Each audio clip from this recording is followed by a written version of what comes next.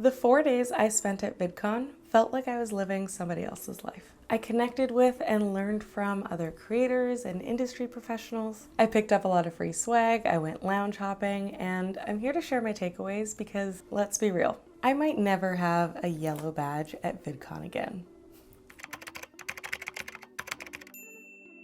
But let's back it up a second, because is VidCon still a thing, and what is VidCon? Were two of the most common responses every time I shared in real life that I was going to be attending as a speaker.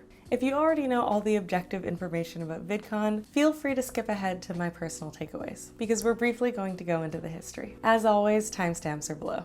If you are unfamiliar with VidCon, it is an annual conference that celebrates online video creation. It was co-founded by John and Hank Green, the Vlogbrothers, and historically focused on YouTubers. This year, with the global blow-up of short-form media, the focus expanded to other platforms with a really heavy focus on TikTok content and its creators. In fact, VidCon was actually presented by TikTok this year. Whereas before, fans used to flock to VidCon for YouTube megastars like Jenna Marbles, they now came to see headliners like Charli D'Amelio. The conference is made up of 3 different tracks. Community track is really targeted towards fans of online creation. They're there to do meet and greets, watch panels, and live performances from the featured creators. Next is the creator track, which is perfect for both aspiring and existing creators looking to learn more about the craft and the industry and network a little bit with their peers. The last track is industry, which feels a little bit more corporate, where people are really looking to do a deep dive into where the industry's moving, what trends to leverage, and really having those deeper conversations about the creator economy and media as a whole. And yes, VidCon is still going strong. Though I haven't been able to find the official attendance count anywhere, I was impressed with the turnout and the scale for a post-COVID and honestly pre-recession convention. That being said, I don't think it hit its 75,000 people cap of before COVID. I had the honor of attending VidCon Abu Dhabi in December 2021 and then VidCon US 2022 thanks to Google for Creators. They brought me to both conventions to co-speak with Crystal from their team, and we spoke on the power of strategic content bundling. I, of course, don't have any prior VidCon US experiences to speak to, but I honestly had an amazing time and I left with a lot of takeaways. Number 1.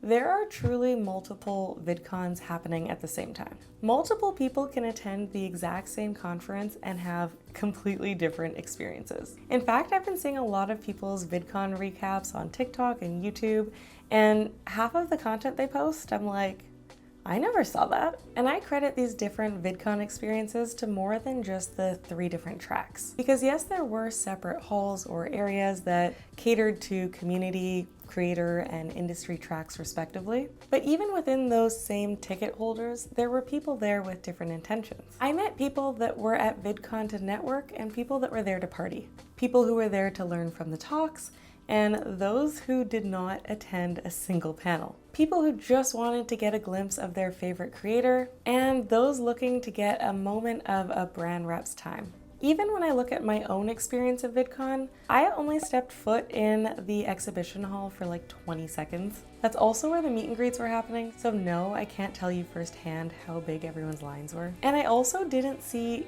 any performances. SZA was there, guys. I didn't see her. Actually, I think I was even more excited for Paint. Do you guys remember Harry Potter in 99 Seconds?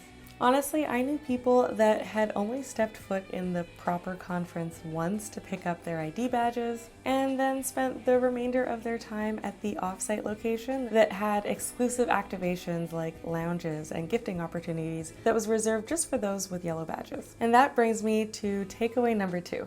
The power is in the yellow badge. The VidCon experience that you see a lot of mega creators living, you can't buy that. The yellow badges give you full access to the entire conference, the after parties, the lounges, the whole experience. And these are for featured creators, invited guests, and speakers. There was also a miscellaneous one that just said full access. I don't know who those were for.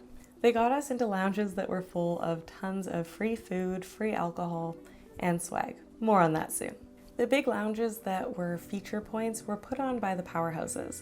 There were 3 different lounges run by Meta. YouTube had one, TikTok, Amazon Prime. There was one for Jelly Smack, Discord, Koji, BBTV, and it was honestly in these lounges that a lot of great networking and connecting happened with other creators. That being said, great connections can still happen on the floor, walking around the actual conference. Even just walking around the creator hall, I met people that I've known for a couple years virtually, and it was really cool to see that Discord, TubeBuddy, vidIQ, #paid all had booths where you could actually talk one-to-one with the people behind these software and platforms that we use daily as creators. Not only is this a great way to network, it's a great way to learn more. If things hadn't been so busy and we weren't prepping for our talk, I would have actually liked to spend more time in the creator area. I felt like the space was really practical and wasn't trying to lure me in with the flashy stuff. Takeaway number 4. People were kinder than I thought they would be. I feel like there was a lot less ego than A, I was expecting, and B, I've actually experienced in other influencer creator spaces. As a micro-influencer, I'm really used to doing that introduction, exchanging handles, and then somebody seeing that I have just over 11,000 followers and you can see it in their eyes that they've dismissed you. Sometimes they won't follow you back, or other times they might quietly unfollow you a couple weeks later. But I haven't been able to put my finger on why this event felt different. It could simply be that I had the yellow badge, which signaled to people that I belonged, but I do really think it extended past that. I actually think it ties into my takeaway number 5, which is that more people have imposter syndrome than you think. I found that talking to other creators, whether I was in the conference itself or in some of the exclusive lounges, that people were really quick to downplay their own success and numbers. People were really out here like, oh, I'm just a small TikToker and have 300,000 plus. There were people that were invited to be there by YouTube or other mega brands that still felt small and like they weren't really supposed to be there. And in talking to these people and seeing their content, I just wanted to shake them and be like, you are so amazing. Don't let self-doubt get in your head. But at the same time, I related completely because there I was with a yellow badge, speaking with Google, and honestly not quite being able to wrap my head around the fact that I was there myself. But at the same time, people downplaying their follower count or subscribers really had me thinking about when my video blew up on TikTok. When I shared how much money I made as a creator with less than 10,000 Instagram followers and like only 5,000 TikTok followers, I had countless of comments and messages and DMs saying, how on earth are you doing that? I have 500,000 followers, I have 250,000 followers, and I'm not making anything. And again, that just goes to show it's not all about the vanity numbers. And so takeaway number 6 is that I'm on the right path. I feel like I really needed that confirmation. I may not be a big creator, but I do have a strong connection to my community, and I'm making enough to have taken it full time. VidCon really showed that there are creators out there who grew really quickly, especially on platforms like TikTok, where their follower count does not necessarily convert to community or even fans. It reminded me that slow and steady, which I've been doing for the past 6 years, is a perfectly acceptable way to have a career as a creator, and that chasing virality is not as great as it seems. My 7th takeaway is a confirmation of another fact I've always sort of known, but again was really illustrated in attending VidCon. And that is that there are simply different types of creators out there, and that's okay. One thing that always bugs me is looking down on creators that don't do things your way. So I feel like that is educational content creators looking down on influencers. Maybe that's influencers looking down on prank creators. The thing is, all types are needed to make this creator economy go round. And we shouldn't try to make everyone fit into one box. Some creators see what they do as a business. They love the strategy, the entrepreneurial side of it. Other creators see themselves as more as a talent. These are people that don't even want to have to think about the business side and are likely to seek out a talent manager. Some people are going to be more focused on the fame side, the attention, the money. Other people do what they do just because they want to help somebody and probably get paid at the same time. Our talk leaned heavy towards the creators that are trying to add value to others that don't mind doing the grunt work. They love the idea of starting a blog and figuring out how they can take their big ideas and make the most of them on multiple platforms. Our target audience is not made out of the people that just want to go viral or don't want to be bothered to try anything but the platform that's working for them. It's not my strategy or the way I like to create content or run my business, but that's okay. And looking down on that other person doesn't benefit me at all. Takeaway number 8, I think we're on 8. I'm losing count.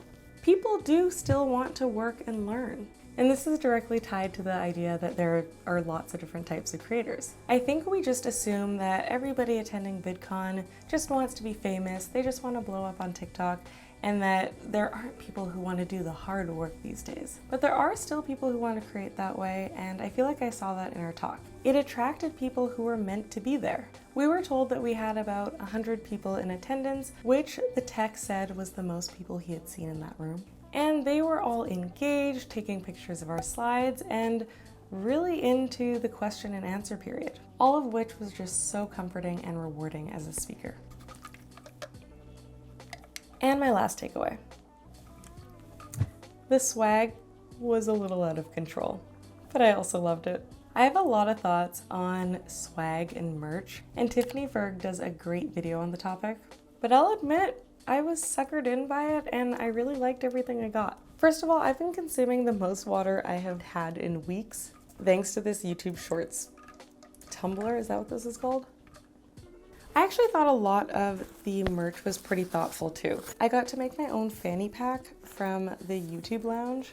I got to make my own bucket hat from the Meta Lounge. Are we sensing a theme here? I have my Jelly Smack shirt, which is very fitting for me. Got so many pens. I got a hammock from Amazon. I'm verified on O. These shorts from Boohoo. This dress, like I got a free dress, free clothes.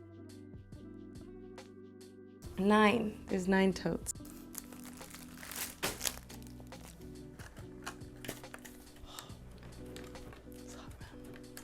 I realized I didn't write an outro. All in all, quite an experience. Did any of my takeaways surprise you? Let me know in the comments. I'm pooped, guys. Until next time.